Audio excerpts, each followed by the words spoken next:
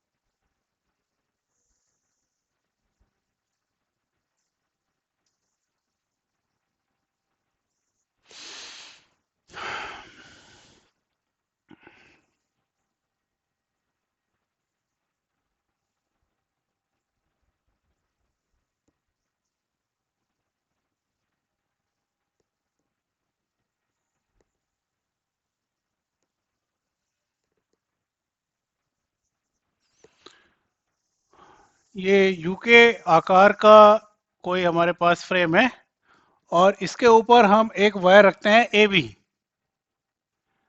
तो ये इस वायर ए बी की फर्स्ट पोजीशन है। अब मान लिया ये तार हम इसके ऊपर फोर्स लगाकर ये वी वेग से इधर की ओर गति कर रहा है। अब इस चालक के अंदर जो इलेक्ट्रॉन्स है,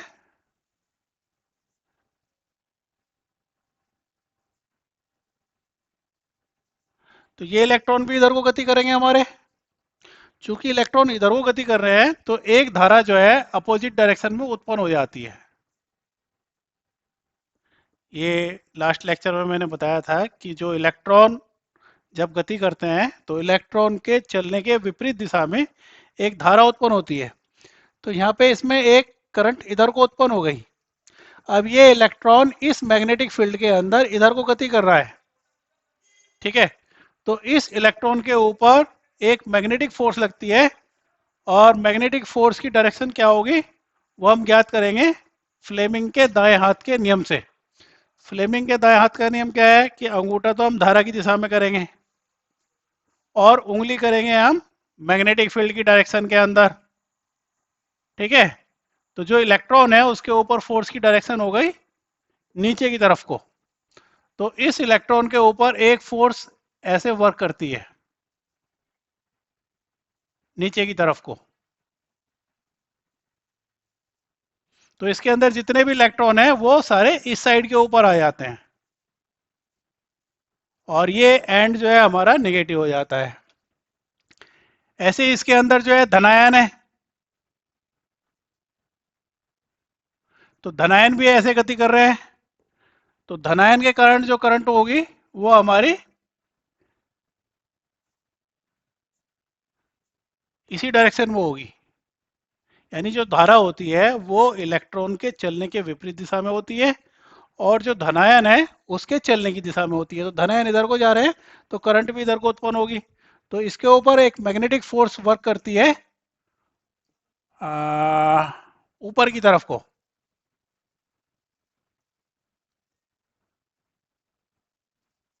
तो इलेक्ट्रॉन के ऊपर फोर्स वर्क करती है नीचे की तरफ को, तो सारे इलेक्ट्रॉन यहाँ पे आ जाते हैं। तो ये एंड जो है ये निगेटिव हो जाता है, और जितने धनायन है वो सारे ऊपर चले जाते हैं। तो ये एंड हमारा पॉजिटिव हो जाता है। यानी इस चालक के सिरों पर एक विभवांतर उत्पन्न हो जाता है। ये एंड पॉजिटिव हो गया, नेगेटिव हो गया। तो इस सर्किट के अंदर एक धारा इस तरीके से फ्लो करने लगती है।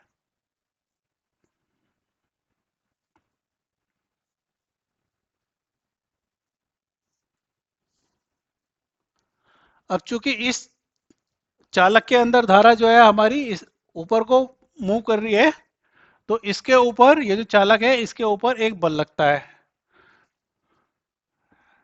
अंगूठा धारा की दिशा में, उंगली मैग्नेटिक फील्ड की दिशा में। तो ये जो चालक है इसके ऊपर एक मैग्नेटिक फोर्स वर्क करती है,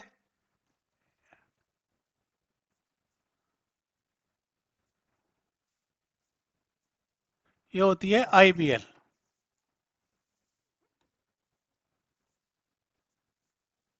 ठीक है।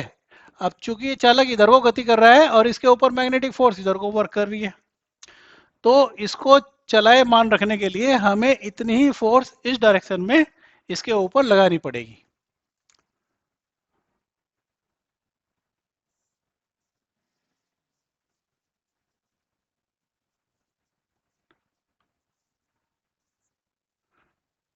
ठीक है। तो चालक को यहां से यहां तक लाने के लिए हमें इसके ऊपर फोर्स लगानी पड़ती है, -के IBL। Okay, got it.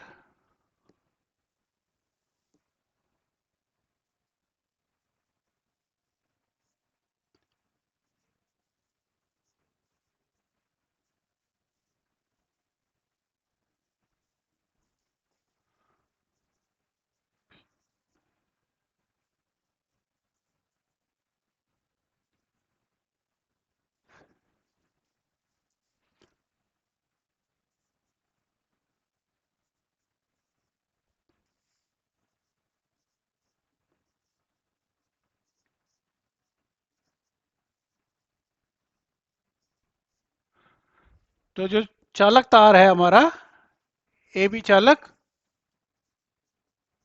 AB चालक को स्थिति 1 से स्थिति 2 में लाने में कार्य, तो कार्य बराबर होता है बल गुणा विस्थापन।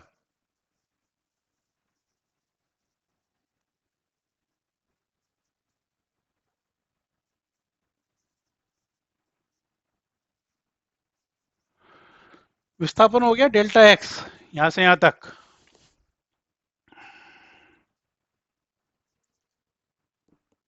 सपोज इसको यहां से यहां तक लाने का समय है Δt, दूरी बराबर होता है वेग गुणा समय। तो v इंटू Δt। अब I इंटू Δt हो गया आवेश, Q बराबर IT होता है ना। तो I इंटू Δt क्या हो गया, Q। यानी जो आवेश इसको यहां से यहां तक लाने में जो आवेश इसके अंदर से प्रवाहित होगा, चालक के अंदर से।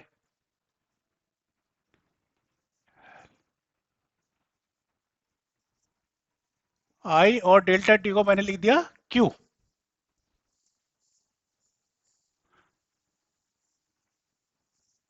तो इतना कार्य हुआ। ठीक है।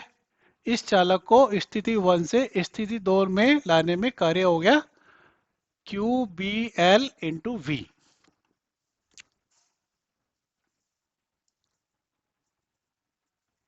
चालक के सिरों पर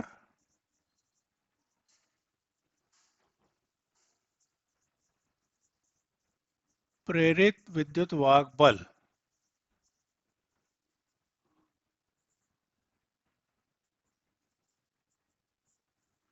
तो विद्युत वाहक बल होता है E बराबर डब्ल्यू अपॉन क्यू।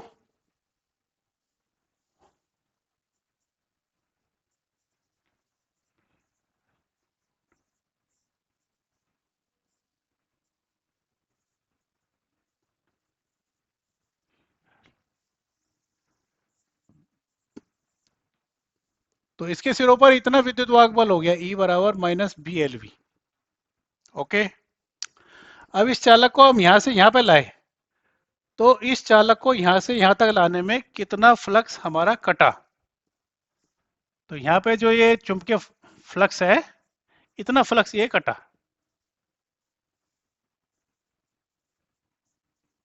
चालक को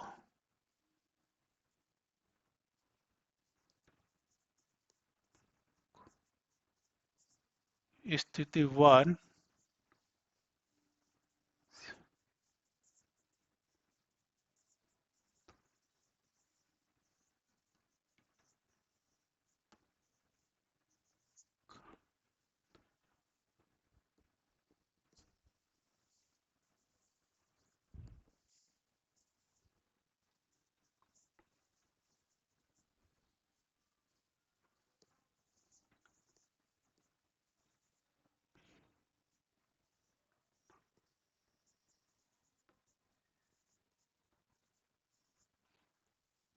कटा फ्लक्स कितना हो गया, डेल्टा फाइव बराबर B into delta A.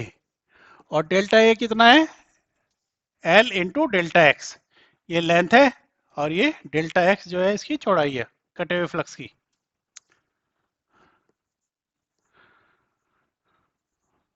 Delta T से डिवाइड करो।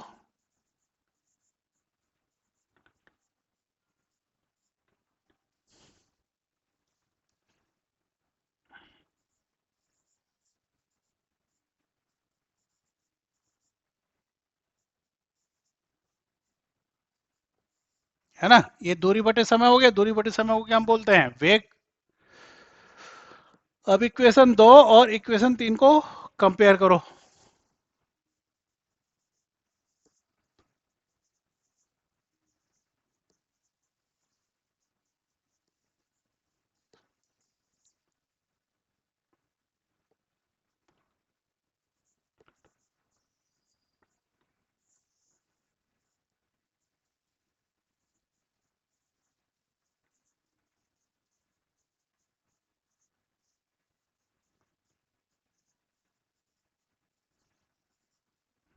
जो कि फैराडे का नियम। तो मोस्ट इंपॉर्टेंट है एग्जाम के लिए, इसको अच्छी तरीके से समझ लीजिए और एग्जाम के लिए तैयार कर लीजिए।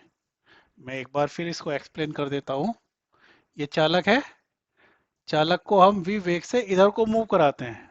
तो जब इधर को मूव कराते हैं हम, तो जो इलेक्ट्रॉन है वो इधर को जा रहे हैं। तो इलेक्ट्रॉन के कारण जो करंट उत्पन्न होगी वो इधर को। तो इलेक्ट्रॉन के ऊपर एक मैग्नेटिक फोर्स वर्क करती है नीचे की तरफ को। तो इसके अंदर जितने भी इलेक्ट्रॉन्स हैं वो इस एंड के ऊपर आ जाते हैं, बी एंड के ऊपर, तो ये निगेटिव हो जाता है। और इसके अंदर जो धनायन है, धनायन इधर को जा रहे हैं, तो धारा इस डायरेक्शन में हो गई। तो इसके ऊपर मैग्नेटिक फोर्स वर्क करती है ऊपर को।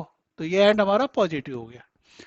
तो ये पॉजिटिव हो गया, निगेटिव हो गया, यानी इस चालक के एंड्स के ऊपर एक विभवांतर उत्पन्न हो गया। विभवांतर उत्पन्न होने से क्या हुआ, इसके अंदर एक धारा बहनी शुरू हो गई। जब इस चालक के अंदर धारा बहनी शुरू हो गई, तो इसके ऊपर एक मैग्नेटिक फोर्स चालक के ऊपर इधर को वर्क करती है, फ्लेमिंग के राइट हैंड रूल से। ठीक है। तो इसको इधर को चलाए रखने के लिए हमें इसके ऊपर इतनी फोर्स लगानी पड़ेगी, एफ एम बराबर minus K I B L. ठीक है, इतनी फोर्स हमें इसके ऊपर वर्क लगानी पड़ेगी। तो इसको यहां से यहां तक लाने के लिए कार्य हो गया, कार्य बराबर बल गुणा विस्थापन। तो minus K I B L into delta x.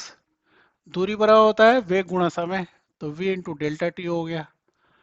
आई और डेल्टा टी क्या हो गया, चार्ज हो गया। तो W बराबर हो गया minus K Q B L into V.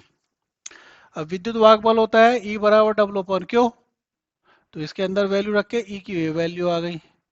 अब इसको स्थिति 1 से 2 में लाने में कटा हुआ फ्लक्स है डेल्टा फाइव बराबर B into delta A. Delta A हो गया एल इंटू डेल्टा एक्स। ठीक है ना। तो ये delta phi upon delta T हो गया पी एल इंटू वी। इसको और इसको बराबर रखते हैं, तो रिजल्ट आता है E बराबर minus delta phi upon delta T. Most important. I hope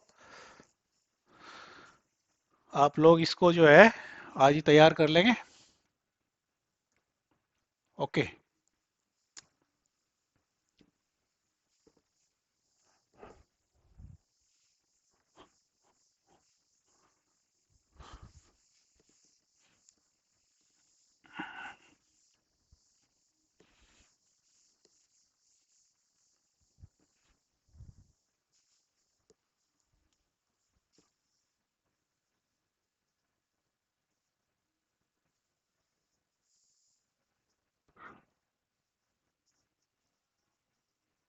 अन्योन्य प्रेरण की घटना, इसको बोलते हैं म्यूचुअल इंडक्टेंस।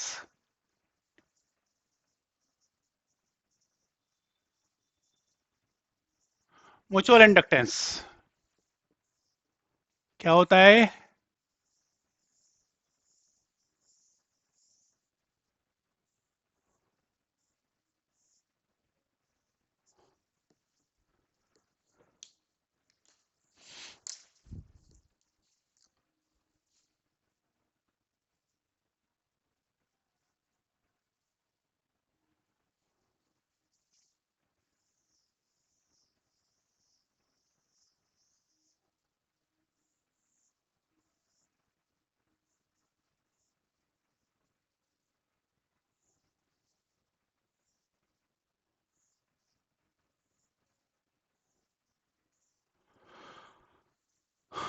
तो अन्योन्य प्रेरण की घटना क्या है कि अगर दो कुंडलियों को पास पास रखकर एक कुंडली में प्रवाहित धारा के मान में परिवर्तन करें।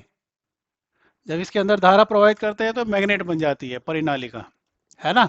उसका मैग्नेटिक फील्ड होता है और वो मैग्नेटिक फील्ड यहाँ से गुजरता है। इसको प्राथमिक कुंडली बोलते हैं, इसको द्वितीयक कुंडली बोलते हैं। ये प्राइमरी कोयल है।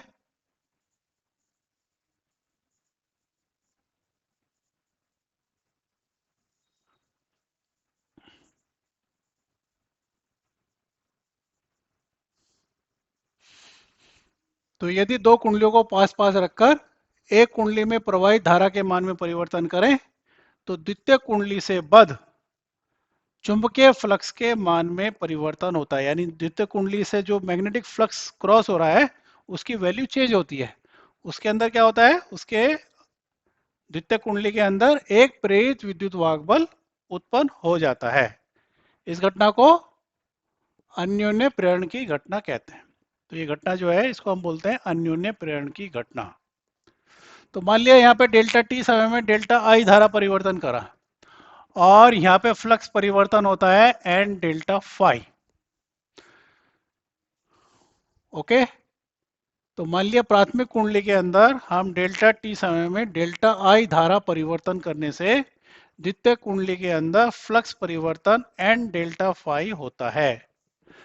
तो यहाँ पे दो भौतिक राशि हैं, एक तो डेल्टा आई है और एक ये है। इसके चेंज होने से ये चेंज हो रहा है ना। तो ये क्या है, समानुपाती।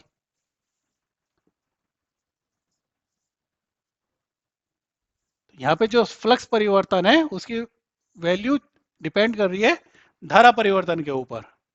इसको हटा के हमने एक कांस्टेंट लगाया।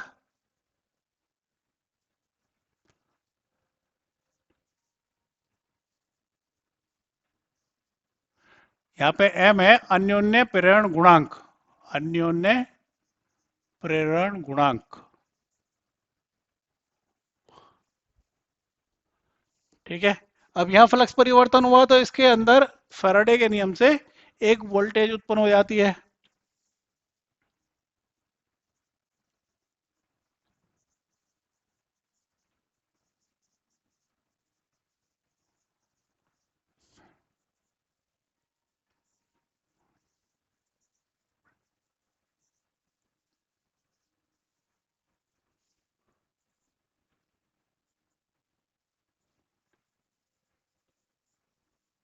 ना। तो इसके अंदर विद्युत वाहक बल उत्पन्न होता है E बराबर minus N delta phi upon delta T. N delta phi की वैल्यू है एम डेल्टा आई। एम है अन्योन्य प्रेरण गुणांक। तो एन डेल्टा फाइव की जगह रखो माइनस के एम डेल्टा आई। तो यहां से हमारे पास रिजल्ट आता है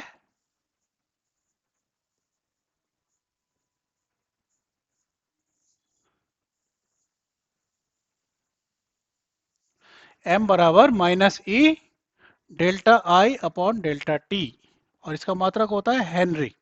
अन्योन्य प्रेरण गुणांक का मात्रक होता है हेनरी। तो ये इसका डेरिवेशन है। इसकी डेफिनेशन भी आ जाती है, इसको कैसे डिफाइन करेंगे हम।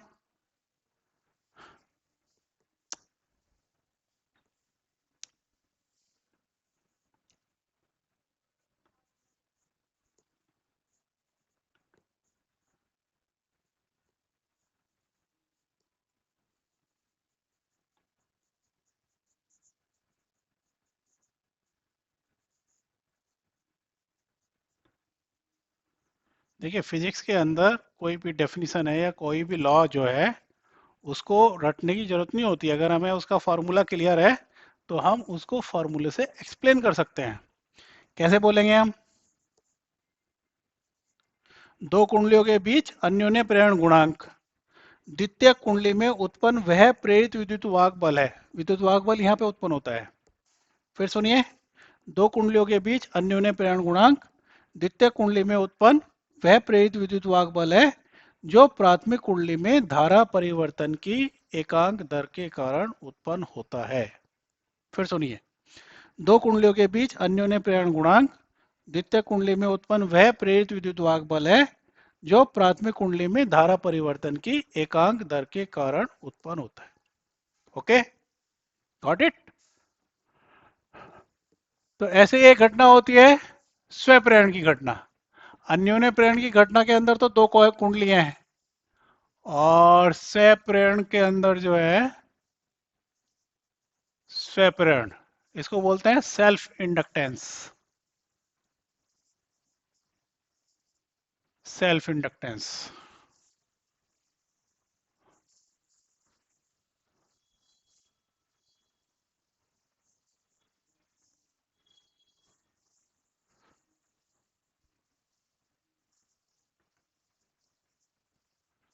है ना। तो यहाँ पे धारा परिवर्तन हुआ डेल्टा टी समय में डेल्टा आई, यहाँ पे फ्लक्स परिवर्तन हुआ N delta I, N delta phi, है ना। एन है इसके अंदर कुंडली के अंदर चक्रों की संख्या। तो एन डेल्टा फाई बराबर हो गया समानुपाती डेल्टा आई। इसको हटा के कांस्टेंट यूज किया हमने एल। एल है स्व प्रेरण गुणांक, स्व प्रेरण गुणांक।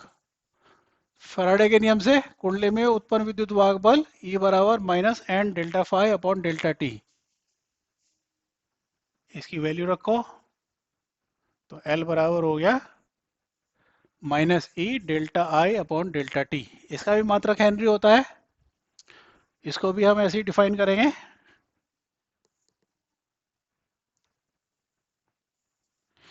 किसी कुंडली का स्वप्रेरण गुणांक कुंडली में उत्पन्न वह प्रेरित विद्युत वाहक बल है जो कुंडली में धारा परिवर्तन की एकांक दर के कारण उत्पन्न होता है। विमीय सूत्र इसका भी होता है M L square T minus two A minus to.